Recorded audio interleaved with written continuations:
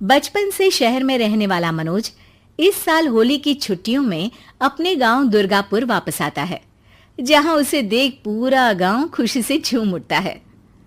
जब गया था तब इतना सा था और अब देखो कितना बड़ा हो गया है।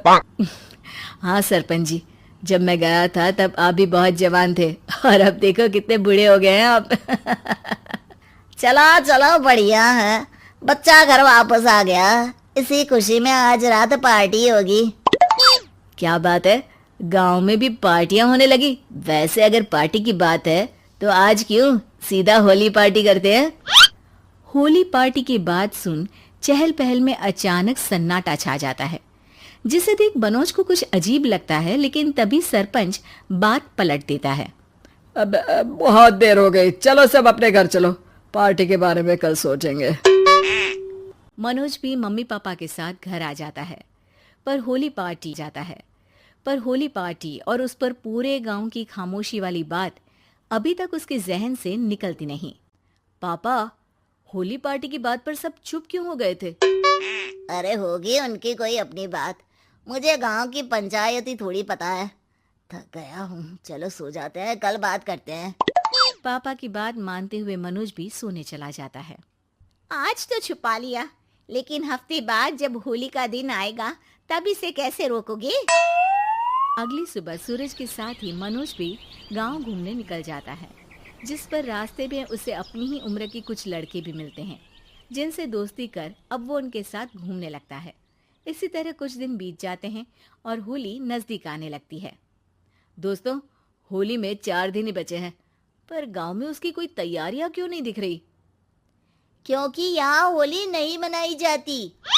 अरे पर ऐसा क्यों? वो राजा भूषण। अरे तुम 4 दिन के लिए आए हो, क्या इतना सोच रहे हो? चलो कुछ खाने चलते हैं। इसी के साथ एक बार फिर होली की बात को टलते हुए देख मनोज को शक होने लगता है। वो घर पहुंचते ही इंटरनेट पर अपने गांव और राजा भूषण के बारे में जानकारी निकालने लगता है। क्या? मुझे आज तक ये नहीं पता था। ऐसा कैसे? किसी ने मुझे कुछ बताया क्यों नहीं? सारी जानकारी लेने के बाद मनोज गांव वालों या अपने मम्मी पापा से कुछ पूछे बिना खुद ही उसकी सच्चाई के बारे में छानबीन करने लगता है, जिसके चलते वो राजा भूषण की हवेली में पहुंचता है। वाह, क्या हवेली है यार! पर क्या यहाँ सच में कोई भूत है?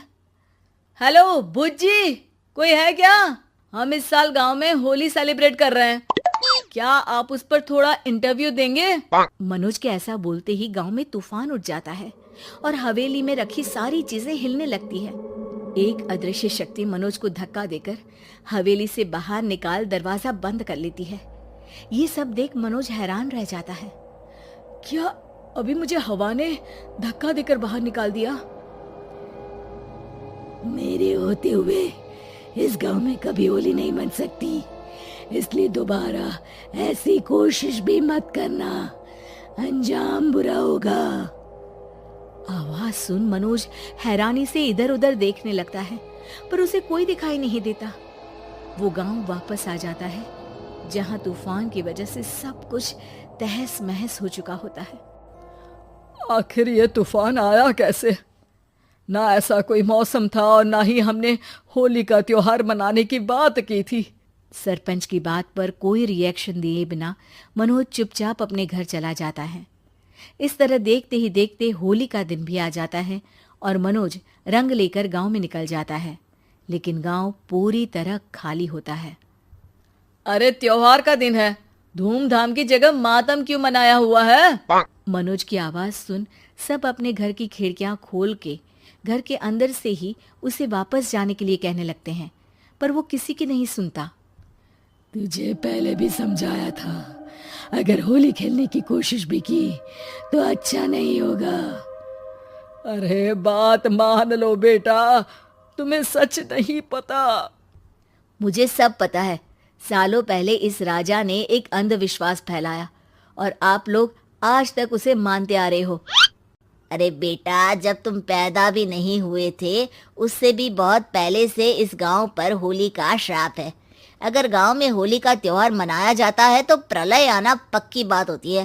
राजा भूषण इस सब में नहीं मानते थे और त्योहार मनाने लगे, जिसके चलते होली वाले ही दिन पहले उनके बेटे की और फिर उनकी मृत्यु हो गई। तभी से गांव की रक्षा के लिए उनकी आत्मा उस हवेली में रह रही है। सबकी बातें सुन मनोज उलझन में पड़ जाता है।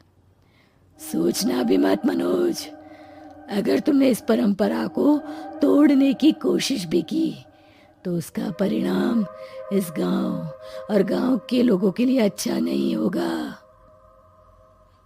मुझे भी यकीन नहीं हो रहा कि आप लोग एक बेतुकी बात को मानकर सालों से रंगों के त्योहार को मातम की तरह मनाते आ रहे हो। मनोज किसी की कोई बात ना मानते हुए पूरे गांव में रंग बिखेर देता है, जिसके तुरंत बाद वहां तूफान के साथ बिजलियां गरजने लगती है। अचानक मौसम में ऐसा बदलाव देख जहां मनोज कंफ्यूजन में आ जाता है, वहीं गांव वाले डर से सहम जाते हैं।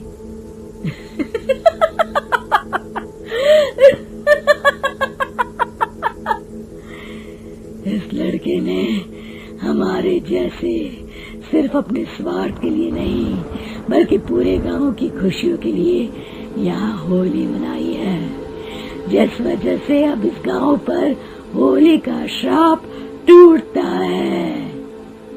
ऐसा बोलकर राजा का भूत वहां से गायब हो जाता है, जिसके बाद गांव के लोग धूमधाम से होली मनाते हैं। खुशियों के रंग गांव में बिखरे ही होते हैं कि अगली सुबह अचानक मनोज कहीं गायब हो जाता है और एक बार फिर गांव में होली का नया राज शुरू हो जाता है।